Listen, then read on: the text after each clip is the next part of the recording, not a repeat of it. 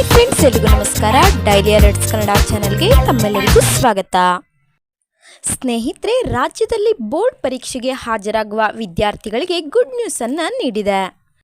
ಕರ್ನಾಟಕ ಪರೀಕ್ಷಾ ಹಾಗೂ ಮೌಲ್ಯ ನಿರ್ಣಯ ಮಂಡಳಿಯಿಂದ 10ನೇ ತರಗತಿ ಹಾಗೂ 12ನೇ ತರಗತಿ ವಿದ್ಯಾರ್ಥಿಗಳ ಬೋರ್ಡ್ ಪರೀಕ್ಷೆಯ ದಿನಾಂಕವನ್ನು ಪ್ರಕಟಿಸಲಾಗಿದೆ. ಯಾವ ದಿನಾಂಕಕ್ಕೆ ಪರೀಕ್ಷೆ ಪ್ರಾರಂಭವಾಗಲಿವೆ ಮತ್ತು ಪರೀಕ್ಷೆಯಲ್ಲಿ ಏನೆಲ್ಲ ಬದಲಾವಣೆ ಆಗಿದೆ ಎಂಬುದರ ಸಂಪೂರ್ಣ ಮಾಹಿತಿಯನ್ನು ನಿಮಗೆ ಈ ವಿಡಿಯೋದಲ್ಲಿ ತಿಳಿಸ್ಕೊಡ್ತೀನಿ. ಹಾಗಾದರೆ ಈ ವಿಡಿಯೋನ ಕಂಪ್ಲೀಟ್ ಆಗಿ ನೋಡಿ. ಇನ್ನು ಯಾರ್ಯಾರು ಈ ಚಾನಲ್ನ ಸಬ್ಸ್ಕ್ರೈಬ್ ಮಾಡ್ಕೊಂಡಿಲ್ಲ ಅವರು ಬೇಗ ಸಬ್ಸ್ಕ್ರೈಬ್ ಮಾಡ್ಕೊಂಡು ನೋಡಿ. ವಿದ್ಯಾರ್ಥಿಗಳಿಗೆ ಕರ್ನಾಟಕ ಪರೀಕ್ಷಾ ಮತ್ತು ಮೌಲ್ಯ ನಿರ್ಣಯ ಮಂಡಳಿ ಶಿಕ್ಷಣ ಸಚಿವರಾದ ಮಧು ಬಂಗಾರಪ್ಪನವರು 10ನೇ ತರಗತಿ ಮತ್ತು 12ನೇ ತರಗತಿ ವಿದ್ಯಾರ್ಥಿಗಳ ಬೋರ್ಡ್ ಪರೀಕ್ಷೆ ಪ್ರಾರಂಭ ದಿನಾಂಕವನ್ನು ತಿಳಿಸಿದ್ದಾರೆ.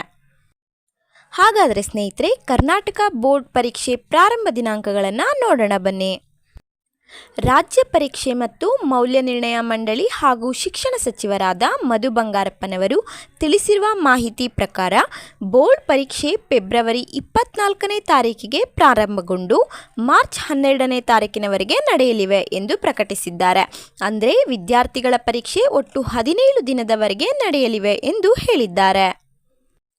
ರಾಜ್ಯದ ವಿದ್ಯಾರ್ಥಿಗಳು ತಮ್ಮ ವಿಷಯದ ಪರೀಕ್ಷೆಗಳು ಯಾವ್ಯಾವ ದಿನಾಂಕದೊಳಗೆ ನಡೆಯುತ್ತವೆ ಎಂಬುದರ ಮಾಹಿತಿಯನ್ನು ತಿಳಿಯಲು ಕರ್ನಾಟಕ ಪರೀಕ್ಷೆ ಮತ್ತು ಮೌಲ್ಯ ನಿರ್ಣಯ ಮಂಡಳಿ ಅಧಿಕೃತ ವೆಬ್ಸೈಟ್ಗೆ ಭೇಟಿ ನೀಡುವ ಮೂಲಕ ತಿಳಿದುಕೊಳ್ಳಬಹುದು.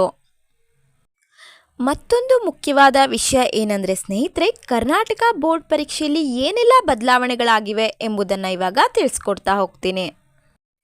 ಮೊದಲನೇದಾಗಿ, ಕರ್ನಾಟಕ ಬೋರ್ಡ್ ಪರೀಕ್ಷೆಯಲ್ಲಿ ನಕಲು ಮಾಹಿತಿಯನ್ನು ತಡೆಯಲು ಆರ್ಟಿಫಿಷಿಯಲ್ ಇಂಟೆಲಿಜೆನ್ಸ್ ಅಂದರೆ AI ಬಳಸಲಾಗಿದೆ.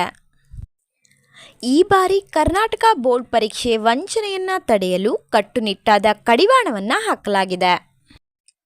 ಹಾಗೆಯೇ ಕೊಠಡಿಗಳಲ್ಲಿ ಸೀಕ್ರೆಟ್ ಕ್ಯಾಮೆರಾಗಳನ್ನು ಕೂಡ ಅಳವಡಿಸಲಾಗಿದೆ ಮತ್ತು ರಾಜ್ಯಗಳಲ್ಲಿ ನಿಯಂತ್ರಣ ಕೊಠಡಿಗಳನ್ನು ರಚಿಸಲಾಗುತ್ತೆ.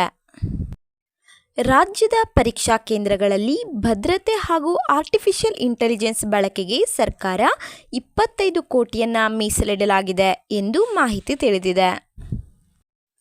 ಎಲ್ಲ ವಿದ್ಯಾರ್ಥಿಗಳಿಗೆ ಶುಭ ಹಾರೈಸಿ ಮತ್ತು ಈಗಿನಿಂದಲೇ ತಮ್ಮ ಪರಿಶ್ರಮ ಹಾಗೂ ಶಾಂತತೆಯಿಂದ ಪರೀಕ್ಷೆಗೆ ತಯಾರಿಯನ್ನು ನಡೆಸಬೇಕು.